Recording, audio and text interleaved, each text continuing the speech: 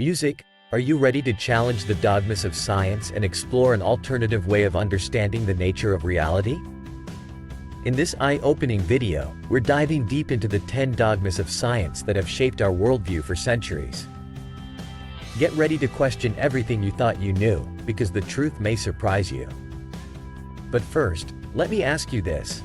Have you ever wondered if science truly understands the nature of reality? Is everything we've been taught really set in stone? Well, prepare to have your mind blown. In the world of science, there's a conflict between the method of inquiry and the belief system that governs it.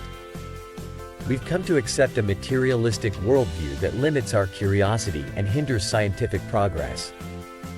But what if I told you that there's another way? Let's challenge the first dogma. The belief that nature is mechanical, like a machine. From animals to plants, even ourselves, we're all seen as lumbering robots controlled by genetic programming. But what if there's more to us than meets the eye? The second dogma states that matter is unconscious. According to this view, there is no consciousness in the stars, the galaxies, or even within us. But what if consciousness is more pervasive than we think? Now, let's explore the idea that the laws of nature are fixed. We've been led to believe that everything in the universe is governed by unchanging laws that were set at the moment of the Big Bang. But in an evolving universe, why shouldn't the laws themselves evolve? Nature is often considered purposeless, according to Dogma 6. We're taught that there are no grand purposes or directions in the evolutionary process. But what if nature has a hidden purpose, waiting to be discovered? The seventh dogma states that biological heredity is solely determined by genetics. Everything we inherit is believed to be encoded in our genes. But could there be more to the story? What about the idea that memories are stored inside our brains as material traces? This assumption, Dogma 8, has been the foundation of neuroscience. But what if our memories are not confined to the physical realm? Now, let's challenge the belief that our minds are confined within our brains, as Dogma 9 suggests. Could our consciousness extend beyond our physical bodies, connecting us to something greater? Finally, we come to the belief that mechanistic medicine is the only kind that truly works. This narrow viewpoint limits our understanding of alternative therapies that have been used for centuries. Isn't it time we broaden our perspective on healing? Now, you might be asking, why should we question these dogmas? Well, it's simple. By challenging the status quo, we open ourselves up to new possibilities, new discoveries, and a fuller understanding of the world around us. Imagine a world where science is driven by curiosity, free from the confines of rigid belief systems. It's a world where the laws of nature evolve alongside us, where consciousness is interconnected, and where our potential for healing is limitless. So, my friend, I ask you this.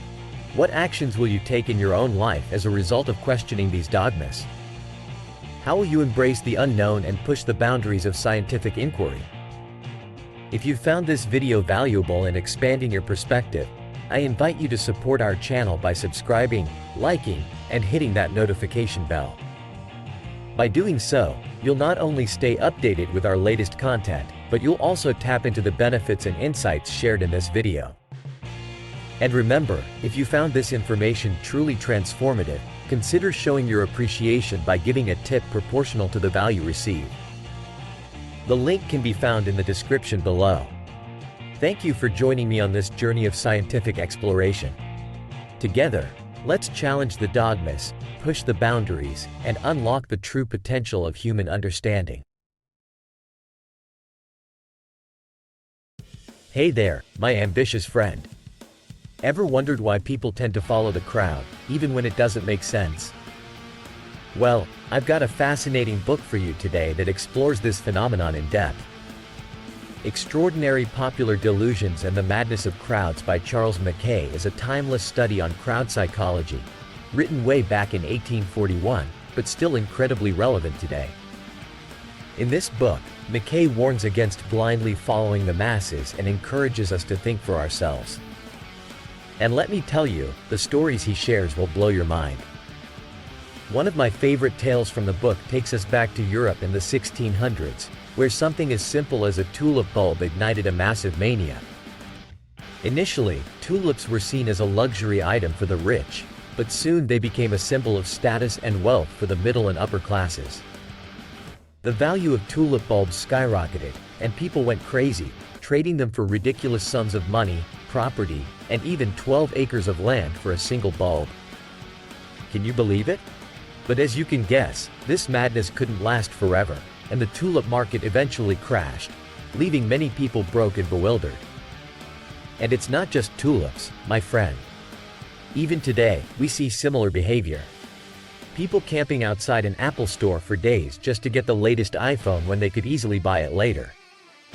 Or the real estate bubble that burst in 2007, causing a massive crash.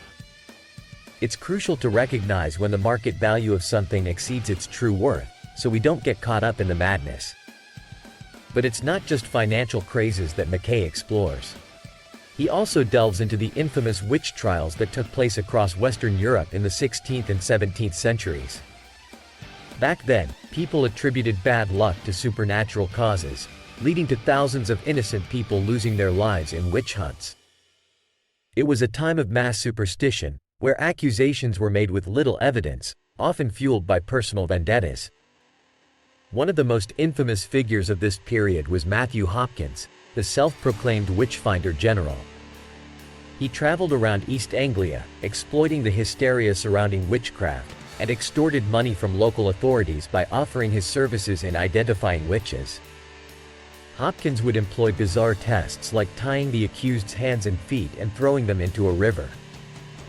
If they sank and drowned, they were innocent, but dead.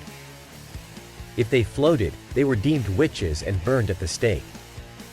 Sadly, modern-day witch hunts still persist, both offline and online. Groups of people are persecuted unjustly, and individuals face online abuse without a fair trial or the chance to tell their side of the story. It's a reminder for all of us to be cautious when sharing information that condemns others and to avoid participating in these witch hunts ourselves. In a surprising twist, the imposter Matthew Hopkins, known for his witch-finding exploits, met his own demise at the hands of an angry mob.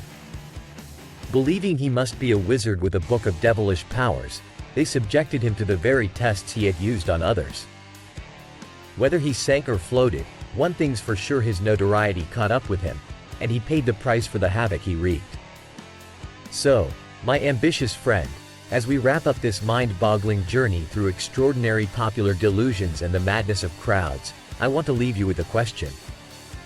What actions will you take in your own life to avoid blindly following the crowd and thinking for yourself? Share your thoughts in the comments below. And remember, if you found this video valuable, don't forget to subscribe, like, and hit that notification bell, so you never miss out on our thought-provoking content. And if you feel compelled to show your appreciation, you can give a tip proportional to the value you receive. The link can be found in the description. Until next time, stay curious and stay true to yourself, my ambitious friend. You've got this.